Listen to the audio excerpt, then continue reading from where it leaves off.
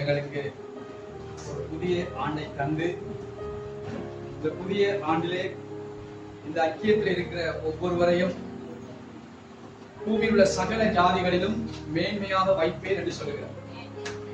இதை விசுவாசிக்கிறவர்கள் இந்த புதிய ஆண்டிலே செழிப்பார்கள். இல்லை, திருப்பிக் கொள்ளுங்க. உபாகமம் 28ஆம் அதிகாரம் 1வது வசனம். அடுத்தவர் யாராவது வாசிப்பீங்களா? என்று நான் உனக்கு விதிக்கிற உன் தேவனாகிய கர்த்தருடைய கட்டளைகளின் படியெல்லாம் செய்ய நீ கவனமாய் இருக்கும்படிக்கு அவர் சத்தத்திற்கு உண்மையாய் செவிமடுப்பாயானால் உன் தேவனாகிய கர்த்தர் பூமியில் உள்ள சகல ஜாதிகளிலும் உன்னை மேன்மையாக வைப்பார். என்ன சொல்றாரு? சபையோட ஜனங்களை பார்த்து, சபையோட ஜனங்களை பார்த்து, அதாவது கடந்த வருஷத்துல அநேக விதமான பாடுகளோடு, கண்ணீரோடு, போராட்டங்களோடு அந்த வருஷத்தை நாங்கள் கழித்து வந்திருக்கிறோம். அநேக கேள்விகள் இருக்கலாம். புதிய வருஷம் வந்து எனக்கு என்ன ஆக போகிறது, சில வேளை என் வாழ்க்கையை முடிந்து போய்விட்டது, வருங்காலம் எனக்கு எதிர்காலம் உண்டா என்று கூட கடவுளிடத்துல முறையிட்டு இருக்கலாம். ஜெபத்தை கேட்கிற தேவன் உங்களுக்கு இந்த புதிய ஆண்டிலே பதில் கொடுக்கிறவராக இருக்கிறார். அதன் அடிப்படையில் தான் அவர் சொல்லுகிறார், பூமியில் உள்ள சகல ஜாதிகளிலும் மேன்மையாயிருப்பாய். இந்த புதிய ஆண்டில, அதாவது 2025ஆம் ஆண்டில நீ விசுவாசித்தால் தேவனுடைய மகிமையை காண்பாய். நீ விசுவாசிக்காட்டி போன வருஷத்தை காட்டிலும் மோசமான நிலைமை தான் இருக்கு. ஆகவே நீ விசுவாசித்தால் இந்த காரியத்தை குறித்து பாருங்க, மிக தெளிவாக சொல்லுகிறாரு. உன் தேவனாகிய கர்த்தருடைய கட்டளைகளின் படியெல்லாம் நீ செய்ய கவனமா இருக்கும்படிக்கு அவர் சத்தத்துக்கு என்னவா உண்மையாக செவி கொடுத்தார். அப்ப 2 விஷயம் சொல்றாரு.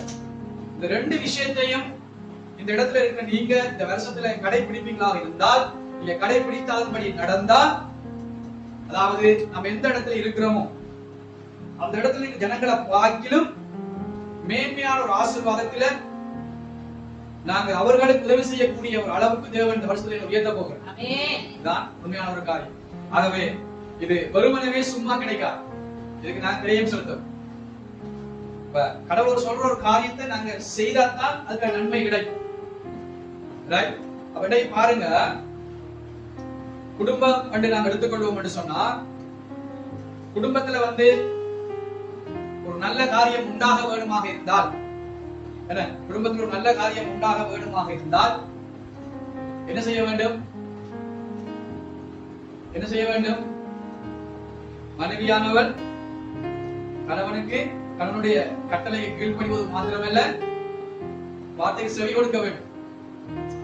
எந்த குடும்பத்துல தேவன் ஒழுங்கமைக்கப்பட்ட ஒரு முறையின்படி அந்த குடும்பம் இருக்குதோ அந்த குடும்பம் ஆசீர்வதிக்கப்படும்.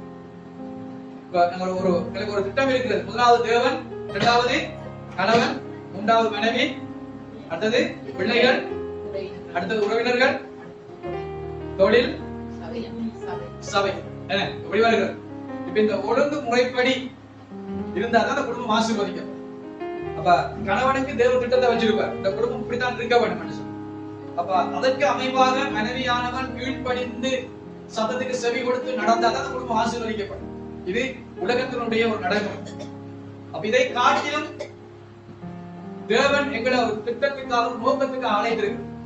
அந்த நோக்கம் நிறைவேற வேணுமாக இருந்தால் அந்த தேவன் என்ன சொல்லுகிறாரோ அதன்படி நாங்க நடக்க பழகி கொண்டால் மாத்திரம்தான் தேவன் சொல்லுகிற ஆசீர்வாதம் எங்களிடத்திலே வந்து பலிக்கும் என்பதுல எந்த மாற்று கருத்துகள். அப்ப தேவன் ஒன்று செய்கிற போது நாங்க ஒன்று செய்வோமாக இருந்தா வாக்குத்தத்தம் தர முடியுமே தவிர அவர்களால் ஆசீர்வதிக்க முடியாது. இந்த இடத்துல பாருங்க, அவர் முதலாவது சொல்லுகிற ஒரு காரியம் என்ன? நாங்க ஆசீர்வதிக்க, அதாவது இந்த பூமியில சகல ஜாதிகள் நாங்க மேன்மையாக இருக்க வேண்டுமாக இருந்தால் முதலாவது கடவுள் சொல்லுகிற காரியம் அவருடைய கட்டளைக்கு கீழ்ப்படிய வேண்டும். அவருடைய கட்டளைக்கு கீழ்ப்படிய வேண்டும். இவருடைய கட்டளை என்ன? யாத்ராகமம் 20 திருப்பிக் கொள்ளுங்க. 23ஆம் வசனத்தை வாசிங்க. என்ன சொல்றாரு? இயேசு கிறிஸ்துவை தவிர என்ன செய்யப்படாதா? வேறு கடவுளை என்ன செய்ய வேண்டாம், நினைச்சு கூட பார்க்க கூடாது.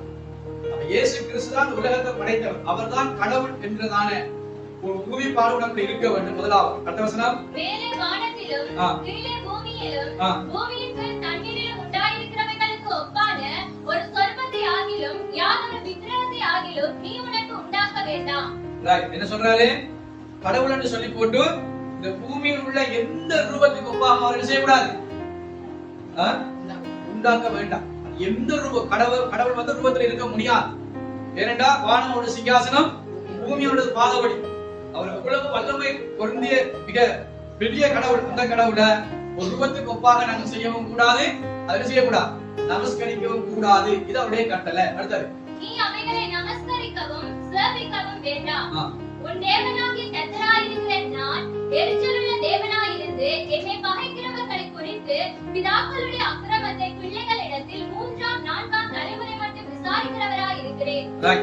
இப்ப பாருங்க, நாங்க கடவுளை எந்த ரூபத்துக்கும் ஒப்பிட்டு இதுதான் இவர்தான் நம்முடைய கடவுள் என்று சொல்லி நாங்க ஏற்றுக்கொள்வோமாக இருந்தா கடவுளுடைய கோபம் என்ன செய்யுமா? எங்கள் மீது இறங்குமா? அது மாத்திரமில்லை, தலைமுறை தலைமுறையாக அது கடத்தப்படும், அதாவது விசாரிக்கப்படும். தேவனுடைய கோபம் என்பது தலைமுறை தலைமுறையாக கடத்தப்பட்டு வரும். அப்ப தேவனுடைய கோபம் நம் மீது இறங்குமாக இருந்தா நம்ம ஆசீர்வாதமாக வாழ முடியுமா? வாழ முடியுமா? நிச்சயமே வாழ முடியாது.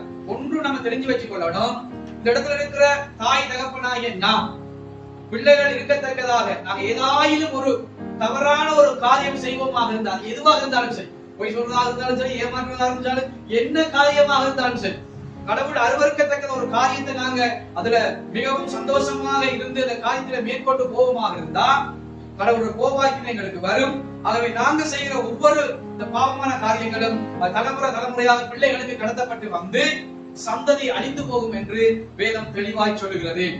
கடவுள் எல்லா காரியத்தையும் பொறுத்துக் கொள்வார். அவரை அவமதிக்கிறத மாத்திரம் அவரால் தாங்கிக் கொள்ள முடியாது என்று வேதம் சொல்லுகிறது. வாசிக்க, என்னிடத்தில் அன்பு கூர்ந்து என் கற்பனைகளை கைக்கொள்கிறவர்களுக்கு 1000 தலைமுறை மட்டும் இரக்கம் செய்கிறவராய் இருக்கிறேன். கடவுளுடைய கட்டளையை ஏற்று நான் கீழ்ப்படிந்து கடைபிடித்து நடப்பமாக இருந்தா ஆனா என்ன சொல்றாரு? 1000 தலைமுறை மட்டும் நம்மளை ஆசீர்வதிப்பார், நம்ம இது இறங்குவார். அப்ப நம்ம பரம்பரை பரம்பரை பரம்பரையாக அது ஆசீர்வதிக்கப்பட்ட பரம்பரையாக மாறும், ஆசீர்வதிக்கப்பட்ட பரம்பரையாக மாறும். உதாரணத்துக்கு பாருங்க, உதாரணம் இப்ப சில வேளை பாருங்க, இப்ப ஒருத்தனுக்கு ஒருத்தி என்ற நடைமுறையில கடைசி வரைக்கும் அது இருக்குமாக இருந்தா அந்த பரம்பரை அப்படித்தான் இருக்கு. அதை விட்டு 2-3 திருமணங்கள் பண்ணி இருக்கிற இடங்கள்ல பாத்தீங்கன்னு சொன்னா அது அதே போல பிள்ளைகள் பிள்ளைகள் பிள்ளைகள் பரம்பரை பரம்பரையாக அவ்வாறு கடத்தப்பட்டு அது சபிக்கப்பட்ட ஒரு பரம்பரையாக மாறும். அப்படித்தான் தாயினுடைய பரம்பரை சபிக்கப்பட்டு போனது என்று சொல்லி நாங்க இதுல பார்க்கிறோம்.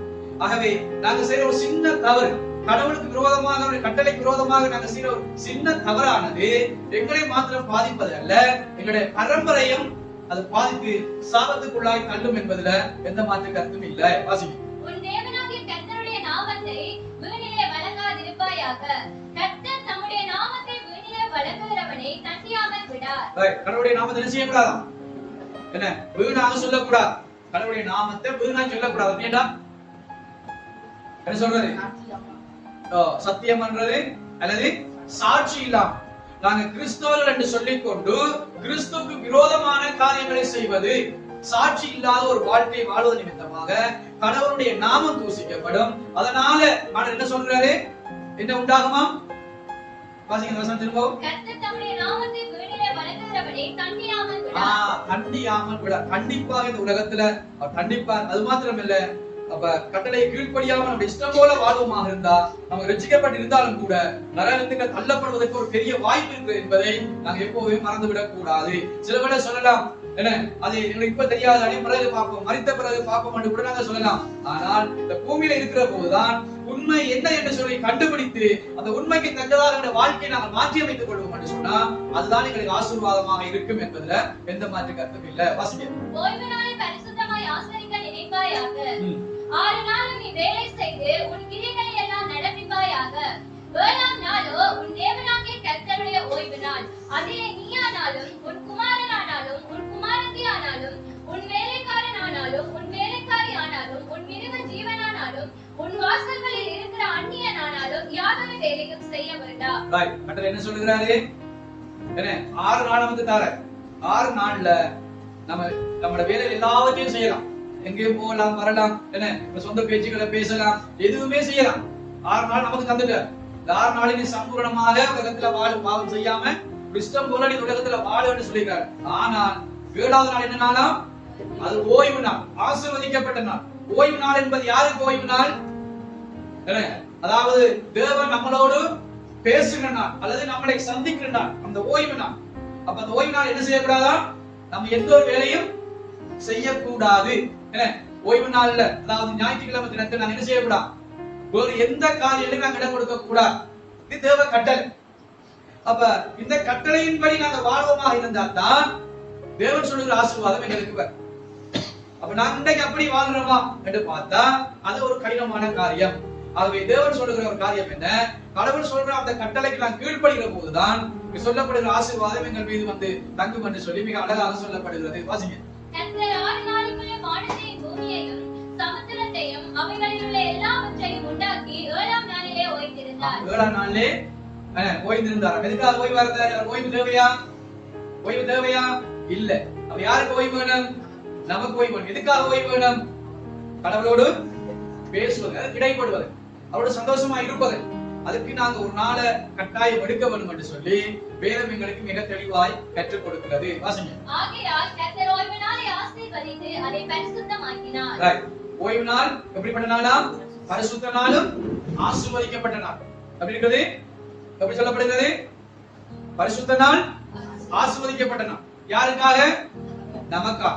ஆகவே ஓய்வு நாள்ல நாங்க எப்போதுமே யாரும் என்ன இருக்கணும்? கடவுளோட சமூகத்துக்கு வர வேணும், கடவுளோட சமூகத்துல இருக்க வேணும். இருந்தா தான் அது நமக்கு ஆசீர்வாதம். வாசிங்க. உன் தேவனாகிய கர்த்தர் உனக்கு கொடுக்கிற தேசத்திலே உன் நாட்கள் நீடித்திருப்பதற்கு உன் தகப்பனையும் உன் தாயையும் கனம் பண்ணுவாயாக. உலகத்துல நம்ம பெரியாக்களோ சின்னாக்களோ நமக்கு தாய் தகப்பன் என்ன செய்யணும்? நம்ம நீண்ட ஆயுசோடு சந்தோஷமாய் சமாதானமாக நிம்மதியாக ஆறுதலாக மகிழ்ச்சிகரமாக இந்த உலகத்துல நாங்க வாழ வேண்டும் என்று சொன்னா இந்த உலகத்துல ஒரு நம்முடைய ஆசீர்வாதம் வேண்டும். யாருடைய ஆசீர்வாதம்? பெற்றோருடைய ஆசீர்வாதம் கண்டிப்பா கிடைக்கும். பெற்றோருடைய ஆசீர்வாதம் யாருக்கு இல்லையோ அவர் வாழ்க்கையில முன்னேறுவது என்பது, மகிழ்ச்சிகரமாக வாழ்வது என்பது கேள்விக்குறியான ஒரு விடயம். தேவன் சொல்லியிருக்கிறார், இந்த உலகத்துல நாங்க ஒரு சிறப்பான வாழ்க்கையை வாழ வேண்டும்னா எங்களை பெற்ற தாய் தகப்பனுடைய ஆசீர்வாதம் கட்டாயம் வேணும். அதுக்காக நாங்க என்ன செய்ய வேணும்? என்ன செய்ய வேணும்? நாங்க இந்த பூமியில அவர்களுக்கு எப்பவுமே என்ன மரண பரியந்தம், திருமணமாய் போகிற வரைக்குமா இல்ல, மரண பரியந்தம் நம்ம கீழ்ப்படிந்து இருக்க வேண்டும்.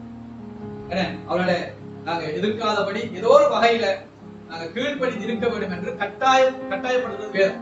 ஏன்னா அது எங்களுக்கு ஒரு பெரிய ஆசீர்வாதம். வாசிங்க. கொலை செய்யாதிருப்பாயாக, விபச்சாரம் செய்யாதிருப்பாயாக, களவு செய்யாதிருப்பாயாக, பிறருக்கு விரோதமாக பொய் சாட்சி சொல்லாதிருப்பாயாக, பிறருடைய வீட்டை இச்சியாதிருப்பாயாக, பிறருடைய மனைவியையும் அவனுடைய வேலைக்காரனையும் அவனுடைய வேலைக்காரியையும் அவனுடைய எருதையும் அவனுடைய கழுதையையும் பின்னும் பிறனுக்குள்ள யாதொன்றையும் இச்சியாதிருப்பாயாக என்றார். இதோட கட்டளை என்ன சொல்லுது? கொலை செய்யக்கூடாதாம், அடுத்தது விபச்சாரம் செய்யக்கூடாதாம். நம்முடைய ஆண்டவருக்கு பிடிக்காத 2 விஷயம் இருக்கு. இந்த 10 கட்டளையில நம்ம சில வேளை தவறுனோம்டா மன்னிச்சிடுவார். என்ன எப்ப தவறு செய்தா மன்னிப்பார். ஆனா சொல்லப்பட்ட இடத்துல 2 விஷயத்தை மன்னிக்க மாட்டோம். என்ன 2 விஷயத்தை மட்டும் மன்னிக்க மாட்டோம். சொல்லு பாப்பா, இந்த விஷயம் விக்கிரக ஆராதனை, அது விபச்சாரம். என்ன விபச்சாரம், ரெண்டையுமே ஒரு நாள் மாணவன் என்ன செய்ய மாட்டார்? மன்னிக்கவே மாட்டார். பேசுவதையும் மன்னிக்க மாட்டார். என்ன இது ஒரு மோசமான பாவம் என்று சொல்லு. ஒருத்தனுக்கு ஒருத்தி, அது எந்த மாற்று கருத்தும் இல்லை. இந்த திட்டத்தின்படி தேவனுடைய பிள்ளைகள் நாங்க வாழணும் என்று சொன்னா சந்ததி சபிக்கப்பட்ட சந்ததியாய் மாறும். சந்ததி சபிக்கப்பட்ட சந்ததியாய் மாறும். ஆகவே தேவன் நினைச்சதை மனுஷன் செய்யக்கூடாது, பிரிக்க கூடாது. அட்டசுவரையும் அது நல்லதோ கெட்டதோ, என்ன எலும்போ தோலோ எப்படி என்ன செய்யக்கூடாது, பிரிக்கவே கூடாது.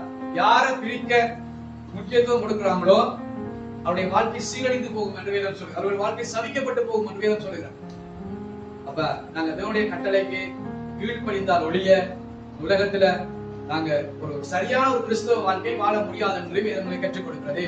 அடுத்து பாருங்க, களவு செய்யாதிருப்பாயாக, பிறருக்கு விரோதமாக பொய் சாட்சி சொல்லக்கூடாது. பிறருக்கு விரோதமாக பிறரை பற்றி அவதூறா கலைக்கிறதுக்கு எந்த அதிகாரமும் கிடையாது. அவங்க சரியில்லை, இவங்க சரியில்லை, நாங்க மட்டும்தான் நல்ல என்று சொல்வது எந்த அதிகாரமும் கிடையாது. என்ன பிறரை நாங்க உயர்வாக பேசலாமே தவிர இழிவாக பேசுவதற்கு எங்களுக்கு எந்த அதிகாரமும் யாருக்கும் கொடுக்கப்படல. அப்ப தேவன் அதை விரும்புவதும் இல்லை. தேவனுடைய பிள்ளைகளாகி நாங்க என்ன செய்யணும்? யாரை பற்றியும் என்ன செய்யக்கூடாது? அவதூறாக பேசக்கூடாது. பேசுவோமாக இருந்தா இந்த வருஷத்துல நாங்க எந்த ஆசீர்வாதத்தையும் காண முடியாது. மரணம் ஜீவம் எங்க இருக்கிறது? நாவின் அதிகாரத்தில் இருக்குது, வாயில் இருக்கிறது. நாங்க இந்த வருஷத்துல நன்மையை பேசணும்டா நமக்கு நன்மை உண்டாது, தீமையை பேசணும்னு சொன்னா நிச்சயம் தீமைதான் உண்டாது. இது தேவனுடைய கட்டளை, மாறவே மாறாது. 11ஆம் வசனம் என்ன சொல்கிறது? வீட்டையாவது வீட்டை இச்சையாவது இருப்பாயாக, பிறருக்கு உண்டான எதையும் பிறருக்கு உண்டாயிருக்க எந்த ஒரு காரியத்தை என்ன செய்யக்கூடாது, எங்களுக்காக ஆக்கிக் கொள்ளக் கூடாது. ஏசாயாவில் பாத்தீங்கன்னா வசனம் சொல்லப்பட்டிருக்குது, எங்களது இல்லதென்று தெரிஞ்சும் அவைகளை சொந்தமாக்க நாங்க விரும்புவோம் என்று சொன்னால் நமக்கு ஐயோன்னு வேதம் சொல்லுகிறது. ஐயோன்னு சொன்னா அழிவு. தேவனால சொல்லப்படும் மிகவும் மோசமான கொடூரமான ஒரு வார்த்தை ஐயோ என்று சொன்னா அழிவு. நாங்க யாரை பார்த்தாலும் அப்படி பேசுவோமாக இருந்தா அது மிகவும் மோசமான ஒரு காரியம். அதனால நான் தெளிவா ஒன்று விளங்கிக் கொள்ள வேண்டும். ஜெபிக்கிற வாயால என்ன செய்யக்கூடாது? சபிக்க கூடாது. ஜெபிக்கிற வாயால சபிக்க கூடாது என்று வேதம் சொல்லுகிறது. சபிக்க நடக்குமா? சபிச்சா யாரை பார்த்து சபிச்சா நடக்கும். யாருக்கு வேதனை? நமக்கு அது வேதனை உண்டா? நமக்கு வேதனை உண்டா? ஆனபடினால வேதம் தெளிவாய் சொல்லுகிறது, இந்த வருஷத்துல நாங்க மேன்மையாக இருக்க வேண்டுமா இருந்தா நாங்க என்ன செய்ய வேண்டுமா? கடவுளுடைய கட்டளைக்கு கீழ்ப்படிய வேண்டும். இரண்டாவது விஷயம் சொல்லுகிறாரு பாருங்க, அவருடைய சத்தத்துக்கு செவி கொடுக்க வேண்டும். அவருடைய சத்தத்துக்கு செவி கொடுக்க வேண்டும். அவருடைய சத்தத்துக்கு நாங்க எங்க செவி கொடுக்கலாம்? எப்படி செவி கொடுக்கலாம்? எத்தனை வகையில் நாங்க செவி கொடுக்கலாம்? அவருடைய சத்தம் எங்களுக்கு எப்படி கேட்கும்? எந்த இடத்துல கேட்கும்? பாபம் கடவுள் அவர் என்ன சொல்றாரு? எங்க வச்சு நம்மோட பேசுவாராம்? சபை குடிவரதுல விட்டு விட வேண்டாம் என்று சொல்றாரு. அதே நேரத்துல ஓய்வு நாள், பரிசுத்த நாள், அதை நீ அனுசரிக்க வேண்டும்.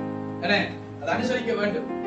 அப்ப ஒவ்வொரு ஓய்வு நாளும் தேவனுடைய பிள்ளை என்று சொன்னா தேவனுடைய சமூகத்துல அமர்ந்திருக்க வேண்டும். வாசிங்க ஏசாயா 58:13 வாசிங்க.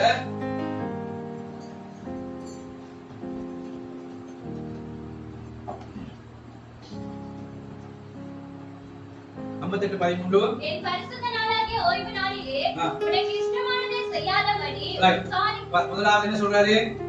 அவருடைய பரிசுத்த நாளாகிய ஓய்வு நாள்ல என்ன செய்யக்கூடாது?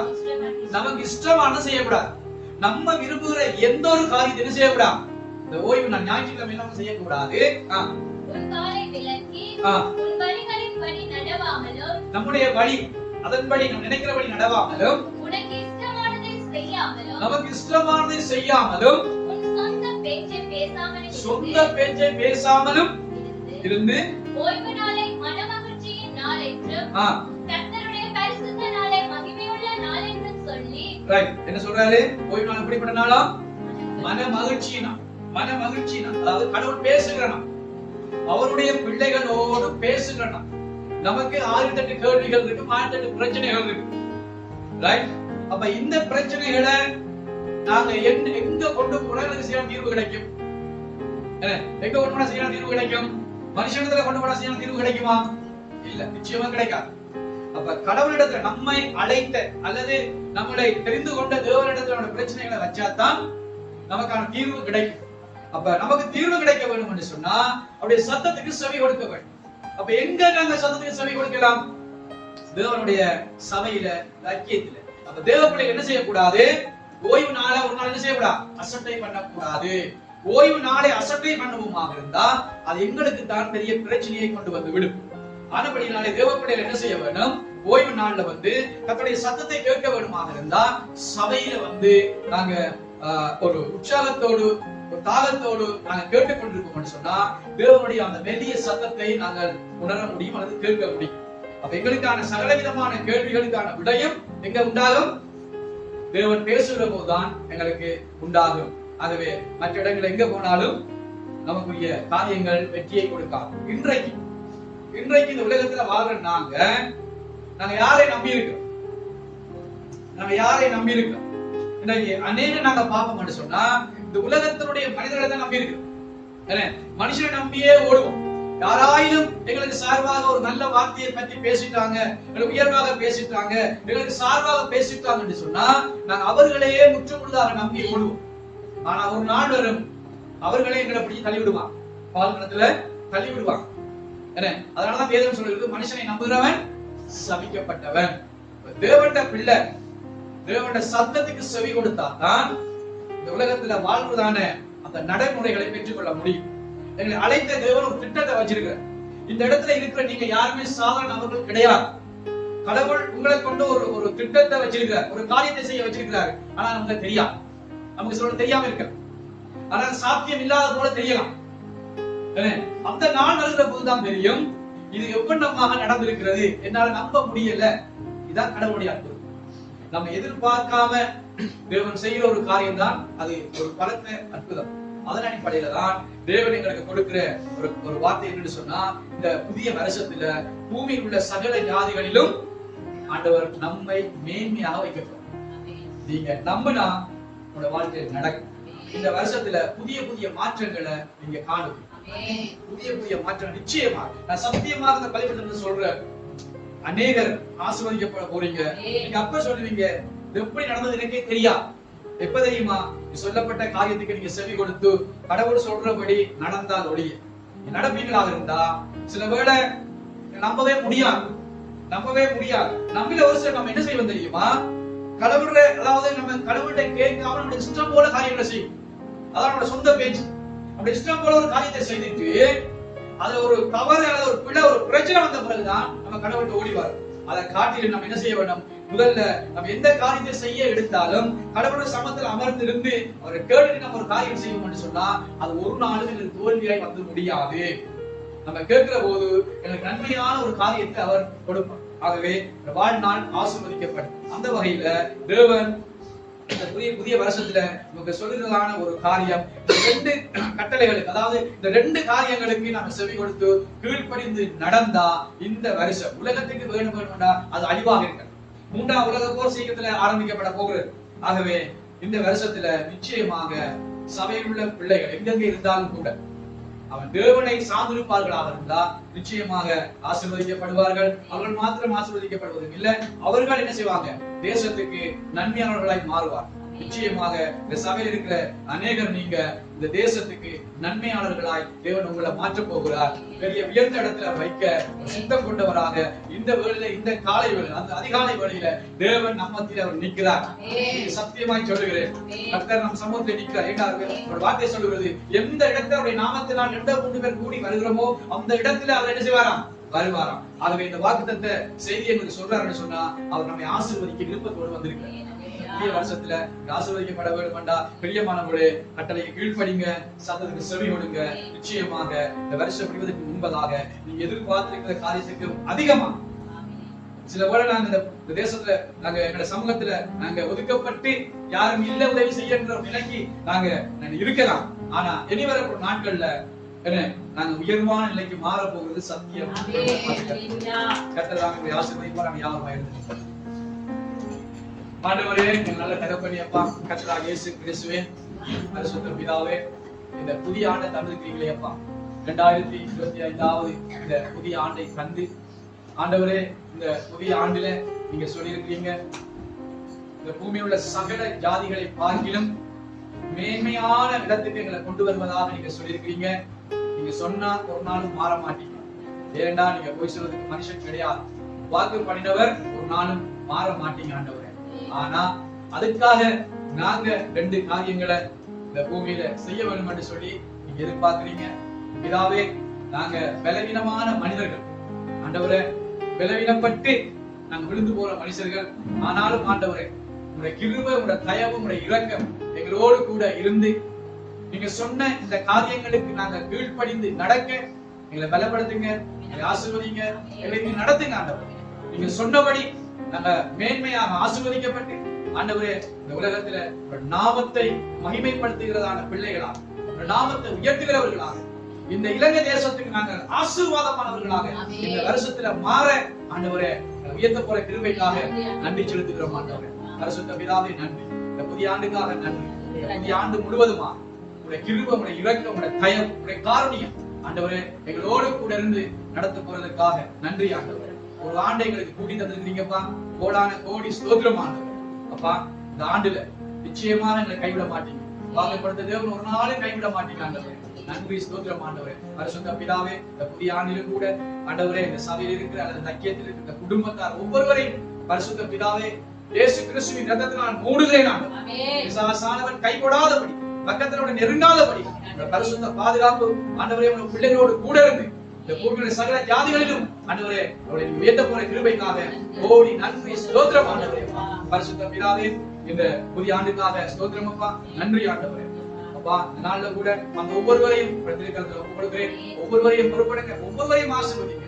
இந்த ஆண்டுல ஆண்டவரே உடைய பிள்ளைகள் ஆண்டவரே கண்ணீரை காணக்கூடாது, மகிழ்ச்சியாக கம்பீரமாக அநேகருக்கு முன்பதாக ஆண்டவரே தலை நிமிர்ந்து ஆண்டவரை நடக்கத்தக்கதாக நீங்க கரம் பிடித்து நடத்த போற மேலான கிருபைக்காக ஆண்டவரே நன்றி ஸ்தோத்திரம் ஆண்டவரே.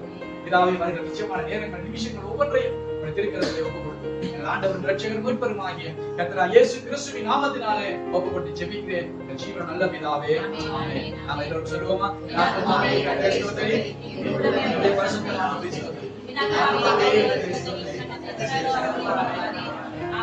ஆண்டவராகிய இயேசு கிறிஸ்துவின் அன்பும் அவருடைய கிருபை பரிசுத்த ஆவியானுடைய அந்நிய ஐக்கிய உறவும் இந்த புதிய ஆண்டிலே அவரோடு கூட இருப்பதாக. ஆமென். ஆமென். நன்றி.